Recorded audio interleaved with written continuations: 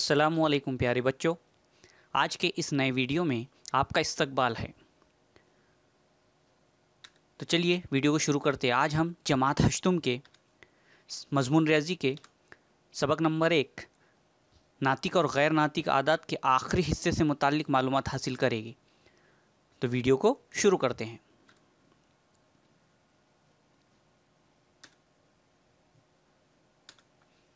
دیکھیے ہمارا سبق نمبر 1 ہے ناطق اور غیر ناطق اعداد۔ اس سے پہلے 2 ویڈیو میں ہم نے ناطق اعداد جنہیں کہ ریشنل نمبرز کہتے ہیں، ناطق اعداد میں ترتیبی تعلق چھوٹا بڑا پن کے متعلق معلومات حاصل کی۔ اس کے علاوہ ناطق اعداد کا عشری صورت میں اظہار، یہ بھی ہم پچھلے 2 ویڈیو میں دیکھ چکے ہیں۔ آج کے اس نئے ویڈیو میں ہم غیر ناطق اعداد irrational نمبرز، اس سبق کا جو دوسرا حصہ ہے غیر ناطق اعداد، اس سے متعلق معلومات حاصل کریں گے۔ ٹھیک ہے، تو دیکھیے عددی خط پر ناطق اعداد کے علاوہ جو اعداد ہوتے ہیں انہیں غیر ناطق اعداد کہتے ہیں۔ ٹھیک ہے، پچھلے ویڈیو میں ہم دیکھ چکے ہیں کہ ناطق اعداد کو ہم نے عددی خط پر کیسے ظاہر کیا تھا، اور ہم یہ بھی جانتے ہیں کہ 2 ناطق اعداد کے درمیان بے شمار ناطق اعداد ہوتے ہیں، لیکن عددی خط پر ناطق اعداد کے علاوہ بھی دوسرے اعداد ہوتے ہیں۔ وہ جو دوسرے اعداد ہوتے ہیں جو ناطق نہیں ہوتے انہیں غیر ناطق اعداد کہتے ہیں۔ غیر ناطق اعداد کی عشری صورت غیر محتتم، غیر متوالی ہوتی ہے۔ دیکھیے پچھلے ویڈیو میں ہم دیکھ چکے ہیں کہ ناطق اعداد کی عشری صورت محتتم ہوتی ہے یا غیر محتتم اور متوالی ہوتی ہے۔ اب محتتم یعنی وہ ختم ہو جاتی ہے، یعنی اشاریہ کے بعد 1 ہندسے 2 ہندسے میں جواب مکمل ہو جاتا ہے، لیکن جو غیر محتتم متوالی ہوتی ہے اس میں تقسیم تو کا عمل جاری رہتا ہے، لیکن کوئی ایک ہندسہ اپنے آپ کو دہراتا ہے یا ہندسوں کا گروپ اپنے آپ کو دہراتا ہے، اسے کہتے ہیں متوالی۔ لیکن غیر ناطق اعداد کی عشری صورت غیر محتتم، غیر متوالی ہوتی ہے، یعنی نہ تو یہ ختم ہوتی ہے اور نہ ہی کوئی ایک ہندسہ، نہ ہی ہندسوں کا گروپ اپنے آپ کو دہراتا ہے۔ ٹھیک ہے، عام طور پر سبھی غیر کامل مربع اعداد کے جز المربع یہ غیر ناطق اعداد ہوتے ہیں، یعنی جتنے بھی غیر کامل مربعی عدد ہے ان کا اگر ہم جز المربع معلوم کریں تو وہ غیر ناطق اعداد ہوتے ہیں۔ جیسے مثال کے طور پر جذر 2 یعنی 2 کا اگر ہم جز المربع معلوم کریں گے تو وہ غیر ناطق اعداد کہلائے گا، اس کی مثال۔ ٹھیک ہے، جذر 3 یہ بھی غیر ناطق عدد ہے، جذر 5 کیونکہ یہ غیر کامل مربعی عدد کے جز المربع ہیں۔ اس طرح سے بہت سارے اعداد غیر ناطق اعداد ہوتے ہیں۔ اب دیکھیے ہم یہاں پر 2 کا جز المربع معلوم کریں گے سمجھنے کے لیے کہ وہ کس طرح سے غیر ناطق اعداد ہوتا ہے۔ تو دیکھیے پچھلی جماعت میں ہم نے تقسیم کے طریقے سے جز المربع معلوم کرنے کا طریقہ سیکھا ہے، ہم اسی تقسیم کے طریقے سے یہاں پر 2 کا جز المربع معلوم کریں گے۔ ٹھیک ہے، ہمیں پتہ ہے کہ اس طرح سے ہمیں ایک علامت بنانا ہوتی تھی۔ اب 2 کا جز المربع معلوم کرنا ہے، اس لیے ہم نے 2 کو لکھ لیا۔ ہم پچھلے ویڈیوز میں دیکھ چکے ہیں کہ محتتم عشری صورت کو ہم غیر محتتم صورت میں لکھ سکتے ہیں، یعنی اشاریہ کے بعد 0 0 0 لگایا جا سکتا ہے۔ ٹھیک ہے، کیونکہ ہمیں پتہ ہے 2 کا جز المربع ہے اشاریہ میں آنا ہے، کیونکہ وہ کامل مربعی عدد نہیں ہے، اس لیے ہم اشاریہ کے بعد 0 لگاتے چلے گئے۔ ٹھیک ہے، اس طرح سے۔ اب دیکھیے ہمیں پتہ ہے کہ تقسیم کے طریقے سے جز المربع معلوم کرتے وقت ہمیں ہندسوں کی جوڑیاں بنانی ہوتی ہے۔ ٹھیک ہے، ہندسوں کی جوڑیاں بنانا ہے۔ اب دیکھیے یہاں پر یہ 2 یہ تو اکائی مقام پر ہے، دیکھیے یہ 2 یہ اکائی مقام پر ہے، اس کی تو جوڑی نہیں، لیکن اشاریہ کے بعد کے جو ہندسے ہیں انہیں ہمیں جوڑیاں بنانی ہوں گی، تو ہم آپ سیدھی ہاتھ طرف سے جوڑیاں بناتے ہیں دائیں طرف سے۔ دیکھیے پہلے یہ 2 صفر کی ایک جوڑی، اس پر ہم نے ایک لکیر آڑی کھینچ لیا، یہ دوسرے 2 صفروں کی جوڑی، یہ 2 اور یہ 2 کی جوڑی، اس طرح سے ہمیں 4 جوڑیاں حاصل ہو گئی یہ صفر کی۔ ٹھیک ہے، اور یہ 2 کے ساتھ تو کوئی عدد ہے نہیں، اس کی جوڑی نہیں ہوں گی۔ اب دیکھیے جس طرح سے تقسیم کے عمل میں سب سے بڑے مقام کی تقسیم پہلے کی جاتی ہے، اسی طرح سے یہاں بھی سب سے بڑے مقام کی ہم سب سے پہلے اس کی تقسیم کے طریقے سے جز المربع کی شروعات کرتے ہیں۔ اب دیکھیے यहाँ है 2। तकसीम के तरीक़े में क्या होता है कि यहाँ हमको देखना है कि क्या 2 कामिल मुरब्बई अदद है? जी बिल्कुल भी नहीं। तो फिर 2 से छोटा कामिल मुरब्बई अदद कौन सा है? हमें पता है 1, ये कामिल मुरब्बई अदद है। 1, उसका जज़ुल मुरब्बा क्या है? 1, यानी 1 का मुरब्बा 1, इसलिए हम सबसे पहले यहाँ 1 से इसे तकसीम करेंगे। और कैसे? 1 1 1, यानी 1 का मुरब्बा पहली स्टेप में यहाँ जिस अदद को यहाँ लिखा जाता है उसी अदद का मुरब्बा यहाँ नीचे लिखा जाता है। और ये मुरब्बा, किसी अदद का मुरब्बा कैसे हासिल होता है? किसी अदद को उसी अदद से ज़रब देंगे तो उसका मुरब्बा हासिल होगा, इसलिए हमने यहाँ 1 1 का 1, 1 को 1 से ज़रब देकर 1। ठीक है, अब 2 और 1 की हम तफरीक कर लेंगे। 2 में से 1 गया, बचा 1। ठीक है, अब देखिए तकसीम के अमल में इसी तरह से होता है, लेकिन यहाँ पर तकसीम के तरीके से जज़्ल मुरब्बा मालूम कर रहे हैं, तो अब यहाँ थोड़ी सी तब्दीली होती है, आपको पिछली जमात में हम बता चुके हैं। ठीक है, यानी यहाँ क्या होगा, ये जो ऊपर वाला 1 है जो खारिजी किस्मत होगा, तो वो 1 को इधर, ये जो इसे हम मक़सूम अलैह कहते हैं तकसीम में, इससे इसकी जमा होगी। 1 और 1 की जमा कितनी होगी? 2। ठीक है, ये तकसीम के तरीके से जज़्ल मुरब्बा मालूम करते वक्त ये बहुत ही इंपॉर्टेंट स्टेप होती है, इसे आपको भूलना नहीं है। यानी जिस भी अदद से ऊपर हम भाग दे रहे हैं उसे ये जिस अदद से का पहाड़ा पड़ा जा रहा है उसमें इसको जमा कर देना होती है, यानी 1 और 1 2। ठीक है, अब देखिए यहाँ पर अब आगे हमारा अशारिया। अब हम तकसीम के तरीके में देख चुके हैं कि अशारिया के बाद के हिस्सों को नीचे उतारने से पहले अशारिया को हमें ऊपर पहुँचाना होता है। ठीक है, ये अशारिया ऊपर चले गया। अब देखिए हमने तकसीम के अमल में देखे हैं कि तकसीम करते वक्त ऊपर से एक वक्त में एक ही हिस्सा नीचे उतरता है, लेकिन यहाँ पर ऐसा नहीं होता। यहाँ एक हिस्सा नहीं, हिस्सों की एक जोड़ी उतरती है, यानी यहाँ पर एक जोड़ी उतरेंगी, यानी 2 हिस्से नीचे उतरेंगे। ठीक है, तो ये दोनों सिफर नीचे उतर गए। अब ये हो गया 100। अब देखिए ये ऐसी तकसीम नहीं करना है यहाँ कि 2 को 50 से ज़रब दे दीजिए 100 आ जाएगा, बिल्कुल भी नहीं। फिर कैसे? ये 2 है, 2 के आगे कोई एक हिस्सा लिख कर, 2 के आगे कोई एक हिस्सा लिख कर हमें उसी हिस्से से वो जो अदद हासिल हो रहा है उसे ज़रब देना होंगी और उसका जवाब देखना होगा क्या होगा। जैसे मिसाल के तौर पर ये 2 है, कितने हैं? 2। 2 के आगे हम 5 लिखते हैं। ठीक है, कितना हो जाएगा ये? 25। अब ये 2 के सामने इकाई के मुकाम पर हमने 5 लिखा, इसी 5 से इस पूरे अदद को ज़रब देना होगा, ये जो 25 है। ठीक है,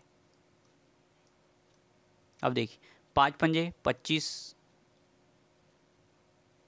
के 5 हासिल आया 2, 5 दूनी 10, 10 और 2 12, 125। यानी अगर यहाँ हम 5 लिखते हैं, ठीक है, यानी 2 के आगे हम अगर यहाँ पर 5 लिखते हैं तो उसी अदद से ऊपर ज़रब देना होती है इस अदद को, यानी ये हो जाएगा 25 पंजे 125। ठीक है, लेकिन अब यहाँ पर इनकी तफरीक करना होती है, तो ये 100 है, 125 तो उससे बड़ा अदद है, ये जवाब तो मनफी होगा, लेकिन हमें तो मस्बत चाहिए। इसका मतलब यहाँ हमने 5 का जो भाग दिया वो ज़्यादा हो गया, इसलिए 5 से हमें 1 कम करना होगा उसे। ठीक है, अब 5 की जगह हम लिखते हैं 4 और ये हो गया 24। अब 4 लिखने पर उसको ज़रब भी किससे देनी होंगी? 4 से। ठीक है, अभी 4 चौक 16, 16 के 6 हासिल आया 1, 4 दूनी 8, 8 और 1 9, 96। ठीक है, यानी 24 को अगर हम 4 से ज़रब दे तो 96 आ रहा है, और ये 96 100 से छोटा है, यानी ठीक दुरुस्त यहाँ हमें 4 लिखना होगा। ठीक है, तो देखिए हमने 2 के आगे 4 लिखे, उस यानी ये हो गया 24। 24 को जो इकाई में 4 हिस्सा लिखा गया उसी से ज़रब देना होगा, यानी 24 चौक 96। अब 100 से 96 की तफरीक करें तो हमें पता है बचा 4। अब एक ख़ास स्टेप याद रखेंगे हमेशा कि ये 24 से हमने इसको ज़रब देकर ये हल हो गया, लेकिन ये जो 4 है इसको पहले 24 में मिलाना होगा। ये ख़ास अमल है, इसे जहन नशीन कीजिए। 24 को हम 24 में 4 जमा कर देंगे, 24 और 4 28। ठीक है, अब फिर से अगले हिस्सों की जोड़ी नीचे उतरेंगी क्योंकि ये 4 28 से छोटा है। देखिए ये सिफर आ गई, ये हो गए 400। अब ठीक इसी तरह से ऐसे ही अमल हमें करना है। ठीक है, अब जैसे मिसाल के तौर पर ये है 28। अब 28 से आगे कोई एक हिस्सा लिखकर उसी से ज़रब दे के देखना है।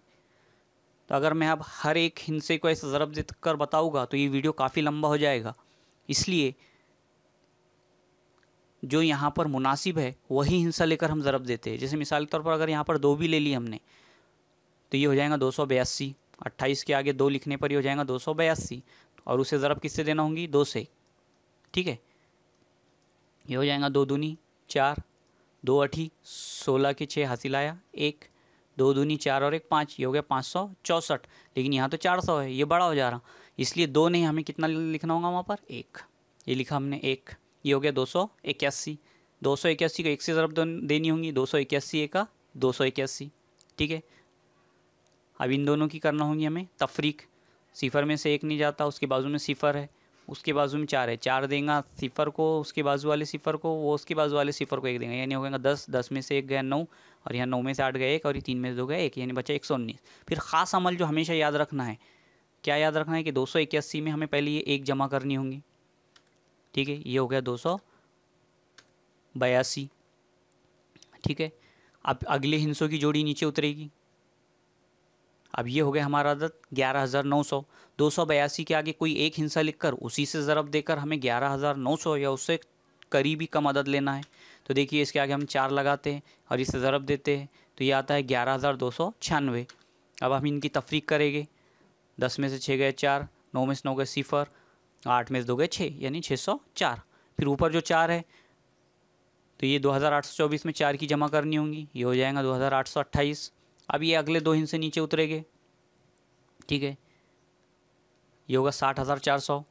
अब 2828 के आगे एक हिस्सा हम 2 लिखते हैं और उसी से उसको ज़रब देना होंगी, 28,282 अदद बन जा रहा है। 28,282 को 2 से ज़रब देंगे तो ये होगा 56,564।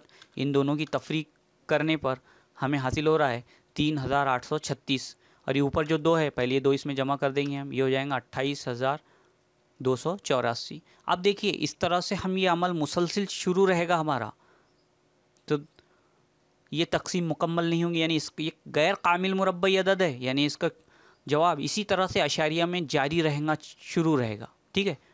तो आप यहाँ गौर कीजिए, आप देखिए हमने यहाँ पर रोक देते हैं, लेकिन अगर आप चाहते हो तो अपने तौर पर इसको और आगे बढ़ाकर देख सकते हैं कि ये कहाँ तक जा रहा है। ये गैर मुहतती में कभी ख़त्म नहीं होंगे, ठीक है। यानी जज़र 2 इसकी कीमत इस तरह से भी आती है कि 1.4142 135623709 और 100 जारी है ये। अब अगर आप अशारिया के बाद के हिस्सों पर तवज्जो फरमाएं तो देखिए यहाँ ये आया 4, उसके बाद आ गया 1, फिर आ गया 4, फिर 2, फिर 1, 3, 5, 6, 2, 3, यानी कोई हिस्सा अपने आप को नहीं दोहरा रहा है, ना ही हिस्सों का ग्रुप अपने आप को दोहरा रहा है।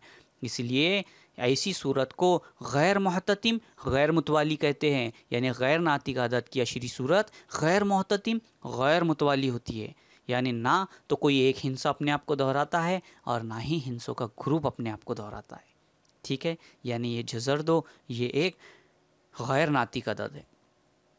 चलिए आगे बढ़ते हैं। अब गैर नातिक अदद को अददी ख़त पर दिखाना, हम अदद जज़र 2 को अददी ख़त पर ज़ाहिर करेंगे, ठीक है। हम अभी पढ़ चुके हैं कि नातिक आदाद के अलावा अददी ख़त पर जो आदाद होते हैं वो गैर नातिक आदाद होते हैं। तो अभी जज़र 2 एक गैर नातिक आदाद है, तो देखते हैं हम क्या हम जज़र 2 को भी अददी ख़त पर ज़ाहिर कर सकते हैं या नहीं। चलिए आगे बढ़ते हैं। देखिए यहाँ पर हमने क्या किया, एक अददी ख़त खींचा, ठीक है। यहाँ एक नुक्ता लिया हमने ओ, जो कि अदद सिफर को ज़ाहिर कर रहा है, और यहाँ से इकाई फासले पर हमने एक नुक्ता लिया ए, जो कि अदद 1 को ज़ाहिर कर रहा है, मुस्बत 1 को, ठीक है। हमें जज़र 2 को इस अददी ख़त पर ज़ाहिर करना है। अब देखिए हम क्या, सबसे पहले हम नुक्ता ए से एक उमूदी ख़त खींच लेंगे। देखिए हम गुनिये की मदद से एक उमूद खींच लेंगे। इससे पहले जमात में हम आपको बता चुके हैं कि गुनिये को किस तरह से पकड़ा जाता है, ठीक है। इस तरह से हमने इस गुनिये के 90 दर्जे दाविया बनाने वाले एक ज़िले को ख़त पर रख दिया। अब ये दूसरे ज़िले से हम यहाँ पर एक उमूद खींच लेंगे। देखिए हमने ये इस तरह से एक उमूद खींच लिया, ठीक है। हम यहाँ एक अलामत लगा देंगे उमूद की, इस तरह से।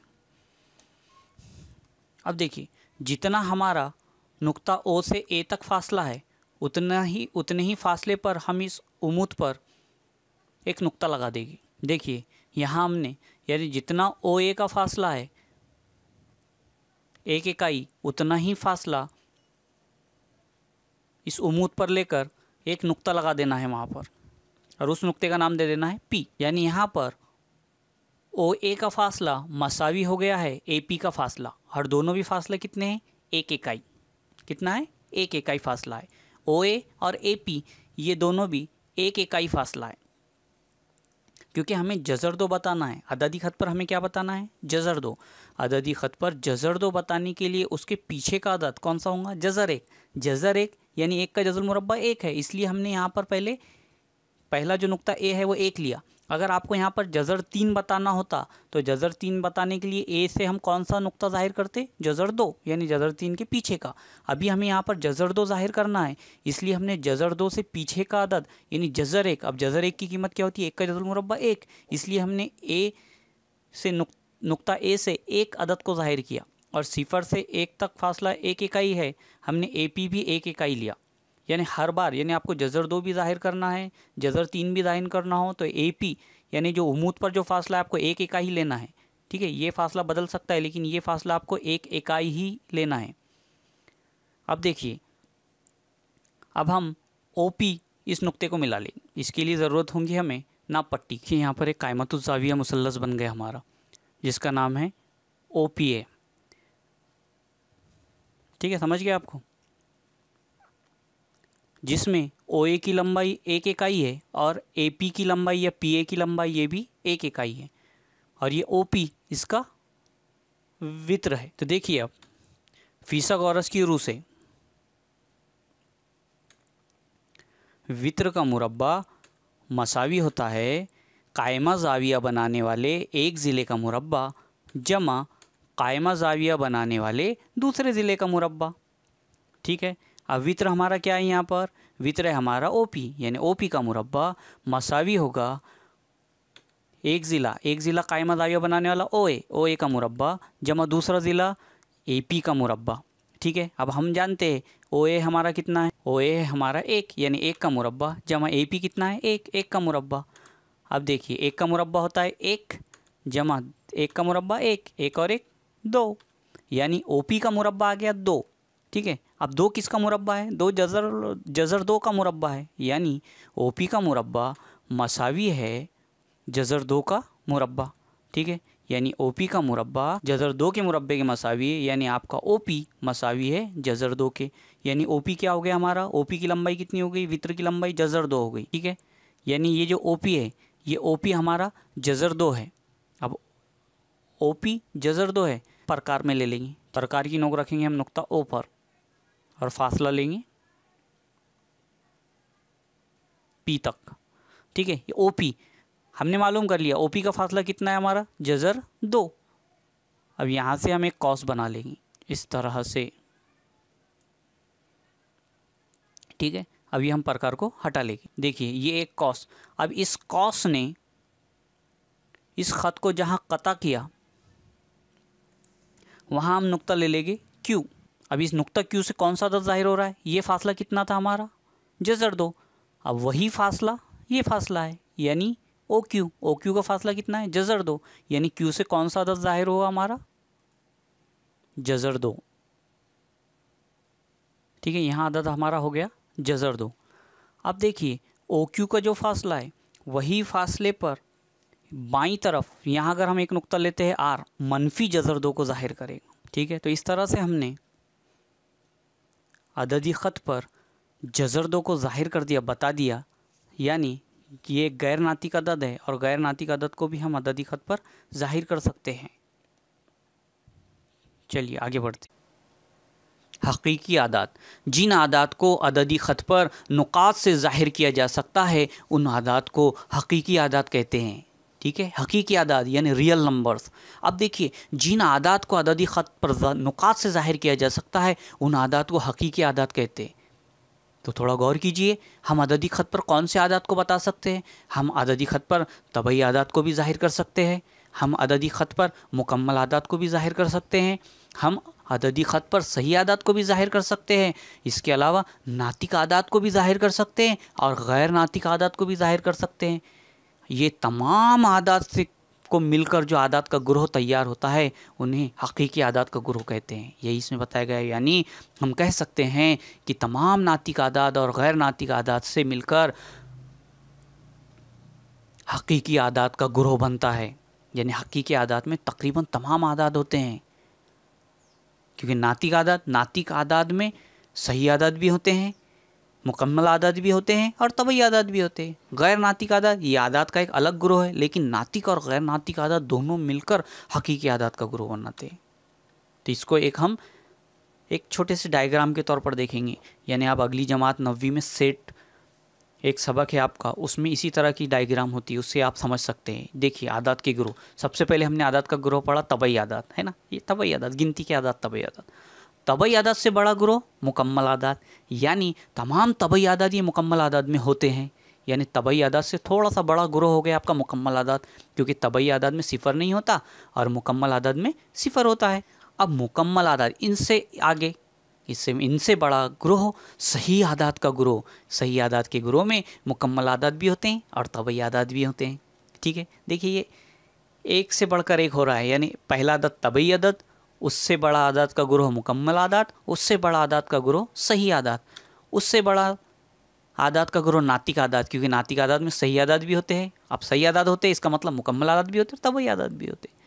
और गैर नातिक आदात का ग्रोह एक अलग हो गया। ठीक है, अब नातिक आदात से बड़ा हकीकी आदात, यानी हकीकी आदात में नातिक आदात भी होते हैं, सही आदात भी होते हैं, मुकम्मल आदात भी, तबई आदात भी, और इसके अलावा गैर नातिक आदात भी होते हैं। लेकिन गैर नातिक आदात इन किसी आदात के ग्रोह का हिस्सा नहीं होते, इसलिए हमने इस डायग्राम में उसे नहीं रखा है। ठीक है, चलिए आगे बढ़ते हैं। देखिए आप यहाँ पर ध्यान रखिए, तबई आदात से बड़ा मुकम्मल आदात का ग्रोह, यानी तमाम तबई आदात ये मुकम्मल आदात में होते हैं। मुकम्मल आदात और तबई आदात ये सही आदात में होते हैं। सही आदात, मुकम्मल आदात और तबई आदात ये नातिक आदात में होते हैं। और तमाम नातिक आदात ये हकीकी आदात में होते हैं। और हकीकी आदात में नातिक आदात के अलावा गैर नातिक आदात भी होते हैं। ठीक है, अब इसी पर मबनी आपको एक मशकी सेट है आपकी दरसी किताब में 1.4, इसे हल करना है। ठीक है, जैसे जज़र 2 को अददी ख़त पर दिखाया गया है, इसकी मदद से जज़र 3 को अददी ख़त पर दिखाने के लिए ज़ैल के अमली काम के मराहिल दिए हुए हैं। इन मराहिल की खाली जगहों को मुनासिब तरीक़े से पुर करके अमली काम मुकम्मल कीजिए। जैसे हमने अभी जज़र 2 को अददी ख़त पर ज़ाहिर किया था, आपको जज़र 3 को ज़ाहिर करना है। जैसे अददी ख़त पर नुक्ता क्यू, अब नुक्ता क्यू कौन सी आदत को ज़ाहिर कर रहा है? जज़र 2, क्योंकि हमें जज़र 3 ज़ाहिर करना है, तो इसलिए उससे पहले का आदत कौन सा लेना पड़ेगा? जज़र 2। इससे पहले हम देख चुके हैं कि जज़र 2 हमको ज़ाहिर करना था, तो हमने उससे पहले का आदत कौन सा लिया था? 1। ठीक है, जज़र 1 कह सकते हैं हम उसे। अब जज़र 1 यानी 1। ठीक है, अब जब मिसाल के तौर पर आपको जज़र 4 बताना है, जज़र 4 यानी 2, तो उसके पहले क्या लेना होगा आपको? जज़र 3। ठीक है, फिर उसके बाद उमूदी ख़त खींचा गया। उमूदी ख़त खींचने पर इस ख़त पर एक इकाई लंबाई दिखाने वाला नुक्तार लीजिए, यानी इकाई लंबाई का एक नुक्तार लिया गया। फिर फीसागोरस के मसले से हम अगर इसे हल करेंगे तो हमें पता है वित्र का मुरब्बा मसावी होता है कायमा ज़ाविया बनाने वाले एक ज़िले का मुरब्बा जमा दूसरे ज़िले का मुरब्बा। ठीक है, एक ज़िले का मुरब्बा जज़र 2 का मुरब्बा 2 हो जाएगा, और एक का मुरब्बा 1, 2 और 1 3। जब हम OR वित्र का जज़ल मुरब्बा मालूम करेंगे, 3 का जज़ल मुरब्बा हो जाएगा जज़र 3। ये फासला लेकर जज़र 3 दिखाया जाता। ठीक है, उसके बाद सवाल नंबर 2 है अददी ख़त पर जज़र 5 दिखाइए। और सवाल नंबर 3 है अददी ख़त पर जज़र 7 दिखाइए। अब जज़र 5 आपको बताना है, इसलिए इससे पीछे का आदत कौन सा लेना होगा आपको? जज़र 4। अब जज़र 4 यानी 2, जज़र 4 यानी 2, तो 2 लेना होगा। यानी सिफर से ये जो क्यू नुक्ता होगा तो यहाँ लेना होगा आपको 2, तब जाके यहाँ पर ये 2 मतलब वो जज़र 4 है, तो वो हो जाएगा आपका इसके बाद का आदत जज़र 5। अब यहाँ जज़र 7 अददी ख़त पर दिखाना है, इसलिए सिफर से लेकर जो क्यू नुक्ता है, पहला नुक्ता आपको कौन सा लेना होगा? उसके फासला कितना लेना होगा आपको? जज़र 6, उसके बाद जज़र 7 हो जाएगा। ठीक है, उम्मीद है इस सबक में बताई गई मालूमात आपको समझ गई होगी। जमात हश्तुम, जमात हफ्तुम और जमात शशुम रियाजी से मुताल्लिक़ मज़ीद वीडियोस जल्द ही हम आपकी खिदमत में लेकर फिर से हाज़िर होंगे। अगर आपको ये वीडियोस पसंद आ रहे हों तो आप हमारे इस चैनल को सब्सक्राइब कर लीजिए और अपने दूसरे दोस्तों में शेयर कीजिए, تب تک کے لیے ہمیں اجازت دیجیے، شکریہ۔